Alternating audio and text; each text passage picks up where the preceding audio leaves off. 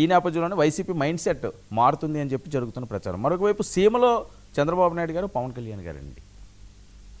ప్రధానంగా సీమలో అనంతపురంలో ఓ భారీ బహిరంగ సభ, లక్షలాదిగా జనాల్ని తరలిస్తున్నారట ఎల్లుండి జరగబోయే ఆ సభకి. అంటే మొన్న కడపలో వాళ్ళ కార్యక్రమం పెట్టుకున్నారు, సీమలో భారీ బహిరంగ సభలు చేస్తున్నారు.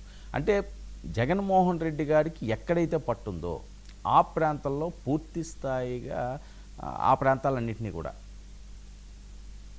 కూటమి వైపు మళ్లించే దిశగా చర్యలు చేపట్టారు. పులివెందుల జడ్పీటీసీ ఎన్నికల సందర్భం కూడా ఇదే అయ్యుండొచ్చు కాక. ఇక చిటికేసిన జగను టైం చూసి కరెక్ట్గా కొడుతున్న కూటమి అని. ప్రతిపక్ష హోదాపై జగన్ పార్టీ శ్రేణులకు దిశానిర్దేశం. హోదా ఇస్తేనే అసెంబ్లీలో అడుగు పెడతామన్నారు. ఆ 11 మంది, మిగతా 10 మంది వాళ్ళు అధ్యక్ష అని అదృష్టం లేదా అని చెప్పి వాళ్ళు మాట్లాడుతున్నారట. ఇక ప్రభుత్వాన్ని లక్ష్యంగా చేసుకుని వైసీపీ పోస్టులు. వైసీపీ హయాంలో చంద్రబాబును చిటికేసి హెచ్చరించిన జగన్మోహన్ రెడ్డి గారు, నేను ముందే ప్రస్తావించినది. ఇక పవన్కు దక్షిణాది బాధ్యతలు ఇద్దామని చెప్పి మోదీ ప్లాన్ చేస్తున్నారు. ఆర్ఎస్ఎస్ కూడా దానివైపు మొగ్గు చూపుతుందని చెప్పి ఇంటర్నల్గా వస్తున్న అవుట్పుట్స్ ఇవి, ఇన్సైడ్ జరుగుతున్న అంశాలు. దక్షిణాది బాధ్యతలు ఎవరికొవరికి అప్పచెప్పాలి.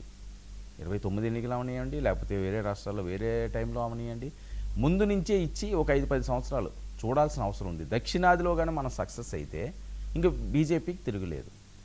నార్త్లో వాళ్ళ బలం వాళ్ళకు ఉంది. దక్షిణాదికి వచ్చేసరికల్లా అది నెగిటివ్ అయ్యే ప్రమాదం ఉంటుంది. కాబట్టి ఎవరో ఒకరిని చూన్ చేసుకోవాలి. ఒక పక్క లోకేష్ గారిని కూడా దగ్గరికి చేరనిచ్చారు.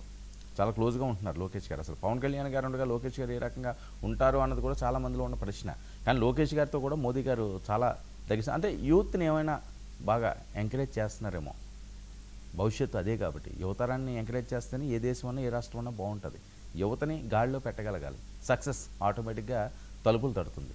అదే పరిస్థితి ఈరోజు. సౌత్ పవన్ కళ్యాణ్ గారికి ఇవ్వాలి. ఆయన సనాతన ధర్మం అనే నినాదాన్ని కూడా కట్టుబడి ఉన్నారు కాబట్టి ఇవన్నీ చర్చతో ఈయన ప్రైమ్ డిబేట్లో మనతో పాటుగా చర్చలో పాల్గొంటున్నారు. మోకా ఆనంద్ సార్ గారు, టీడీపీ అధికార ప్రతినిధి, సీనియర్ రాజకీయ నాయకులు మనతో పాటుగా లైవ్లో